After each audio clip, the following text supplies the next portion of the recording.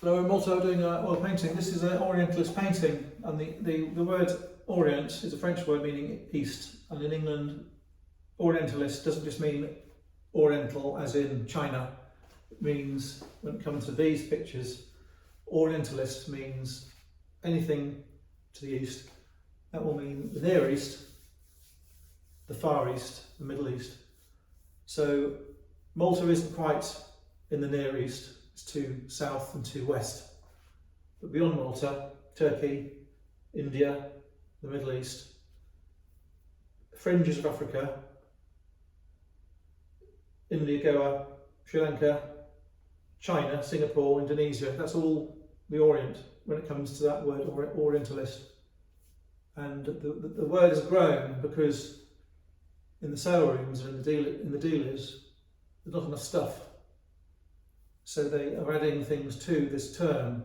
So if you go to an auctioneer, an Orientalist auctioneer, an Orientalist sale, there'll be the pictures from the Orients, 3 Orients, and there'll be things like luggage, trunks, Louis Vuitton, there'll be binoculars, cameras, theatre tickets in Istanbul, menus from the Queen Mary, there'll be cameras and navigational aids, and walking sticks and pith hats. So that's what the Orientalist market is now, which is a travel, voyage and Eastern market.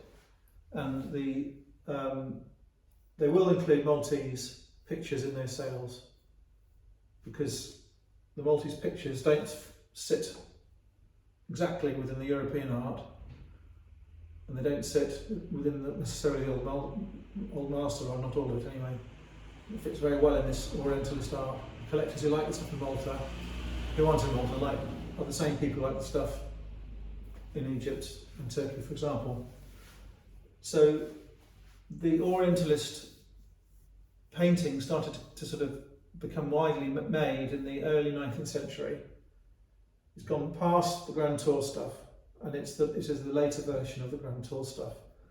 Once everyone had done the Grand Tour, and Europe was full of statues of all the Greek gods and statues and paintings of the temples. Once everyone's bored of that and has been completely filled with that stuff, you've got the armies and the travel connections going further. So people want the new stuff, and that's the Orientalist stuff. So in France and Germany and England, and Malta to a degree, you've got the painters going out and making drawings and making fine pictures of these scenes. Very, very, very finely done. And they're using new colours, whites, turquoises, purples, sand colours. They're not the colours in the Grand Tour. The Grand Tour colours are greens and blues and masonry colours. And the first generation ones are say 1800 to 1830, just as a guess.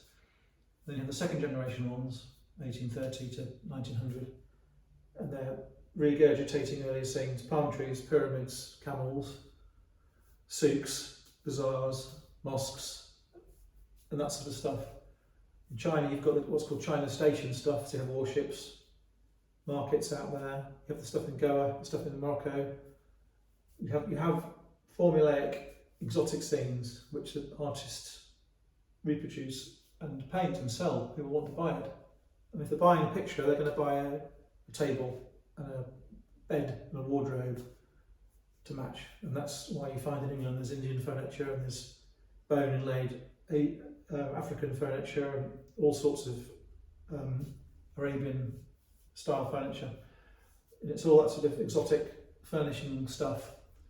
So this is a third generation picture, and this coincides with the Suez Canal. So I think what's happened is this was painted 1900, 1910 in Egypt. I think it's Egypt. There is a mosque like that in Egypt. I don't think it's Turkey. I did think it was Turkey because of the minarets and the amount of minarets, but I think the palm tree and the camel and the dusty ground makes it Cairo. So you have the England to Gibraltar to Malta to Suez to India circuit, and this was industrialised, and the ships were steaming all the time, both ways.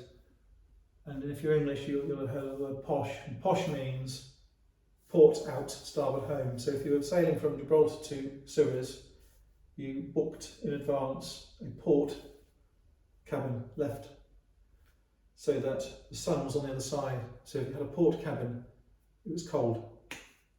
If you were coming back from India or from Suez to Gibraltar, you had a starboard cabin because it was on the other side. It was cold. So posh means you have the better cabin, you spend more money, and that's what the word means. Posh means you've thought ahead and got yourself organised.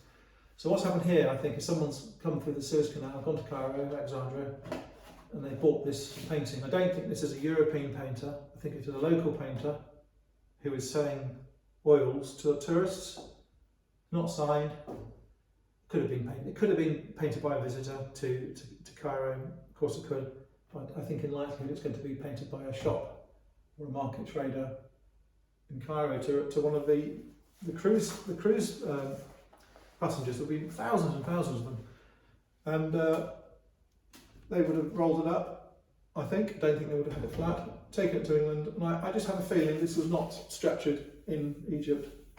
I think it was structured in either in Malta, because the boats would go to Malta on the way to Gibraltar. They would stop to fill up with coal, for example, and it could have been structured in England. I think it's not an English one though. I think that's Maltese, and it's gone into a Maltese house. And 100 years later, I ended up owning it. So it's a lovely elongated portrait-shaped picture. It's got a lovely long tower, dominates the picture. You've got the domes, the cupola, the minarets, the market trader selling his stuff, the camel, the palm trees. So I think that's what it is. It is a modern. It is a sort of a modern version of the earlier Orientalist pictures, or you could say it's an early version of a postcard or a memento. And in the right decorative setting, that is really quite a good picture. There are not a lot of them around. There's loads of small ones, lots and lots of small ones. But when you get to big ones, the choice is very thin on the ground. Thank you.